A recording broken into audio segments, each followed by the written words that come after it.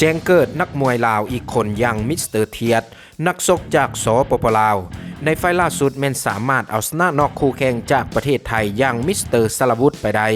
สาญาของนักชกจากประเทศลาวอย่างมิสเตอร์เทียดแม่นมีไหวพริบในการชกที่ดีแห้งดีบ่มีตกเทียดคนตัวลายจากสปป.ลาวคู่ชกของมิสเตอร์เทียดสาญาซอกหนักกำปั้นหนักพร้อมลุยทุกสถานการณ์จากสุราษฎร์ธานีสลาวุธสเทพมงคล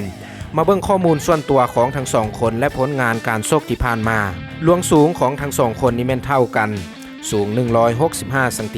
ส่วนน้ำหนักทั้งสองคนก็มีน้ำหนักเท่ากัน55กิโลส่วนอายุนี่เป็นทางสลาวุธมีอายุที่สูงกว่านักชกจากสปป.ลาวของพวกเฮานักชกจากประเทศไทยสลาวุธอายุ25ปีมิสเตอร์เทียด19ปีจำนวนไฟในการชกสลาวุธนักชกของประเทศไทยนี่ชกไปแล้ว42ไฟชนะ29ไฟและเสีย13ไฟส่วนมิสเตอร์เทียดนักชกจากสปป.ลาวของพวกเขามีชกไปแล้วทั้งหมด29ไฟ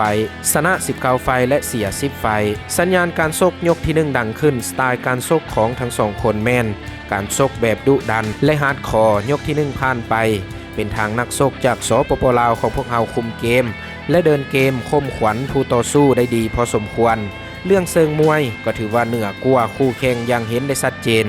สำหรับยกที่2มิสเตอร์เทียดแมนได้เปิดเกมบุกตั้งแต่วินาทีทำอิฐของยกที่2เลยเห็นให้นักชกจากประเทศไทยเริ่มมีอาการตั้งแต่ต้นยกเลยหลังจากนั้นจนมาฮอดในช่วงท้ายยกของยกที่2เหลือเวลาประมาณ1นาทีเป็นทางมิสเตอร์เทียดนักชกจากสปป.ลาวของพวกเฮาสามารถปิดเกมได้สำเร็จจากการชกกำปั้นเข้าเต็มแก้มขวาของสารวุฒิแบบเต็มๆเห็นให้สารวุฒิล้มลงและบ่สามารถลุกขึ้นมาต่อสู้ได้จบภารกิจสำหรับนักชกจากสปป.ลาวชนะนักชกจากประเทศไทยในยกที่2ได้สำเร็จเห็นให้สถิติการชกแม่นดีต่อเนื่องชกทั้งหมด30ไฟรวมกับไฟนี้พร้อมสามารถเก็บชัยชนะเป็น20ไฟและเสีย10ไฟ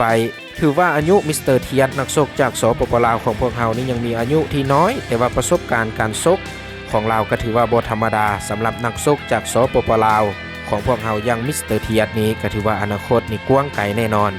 หลังจากจบเกมการแข่งขันในไฟนี้เฮามาเบิ่งความคิดเห็นของแฟนมวยของ2ประเทศว่ามีความคิดเห็นแนวใดเกี่ยวกับการชกมวยในไฟนี้ของทั้งสองคนเฮามาเบิ่งคำคิดเห็นที่1เป็นคำคิดเห็นของแฟนมวยจากประเทศไทยขอเป็นกำลังใจให้กับผู้แพ้และขอแสดงความยินดีกับผู้ชนะชมเชยนักชกจากสปป.ลาวแม่นเฮ็ดได้ดีจงพัฒนาสีมือต่อไปคำคิดเห็นที่2ต้องยอมรับว่ากำปั้นขวาของมิสเตอร์เทียดมีพลังหลายอายุก็ยังน้อยเพียงแต่19ปีเองอนาคตกว้างไกลแน่นอนสำหรับนักชกสปป.ลาวคนนี้สำหรับคำคิดเห็นที่3สุดยอดนักชกจากสปป.ลาวคนนี้ต่อไปนี้ค่อยจะขอติดตามผลงานเจ้าไปตลอดนอกจากนี้ก็ยังมีหลากหลายคำคิดเห็นส่วนหลายก็ย่องยอชมเชยผู้ชนะและให้กำลังใจผู้แพ้แล้วหมู่เพื่อนเดมีคำคิดเห็นแนวใดสามารถแสดงความคิดเห็นโอลมกันได้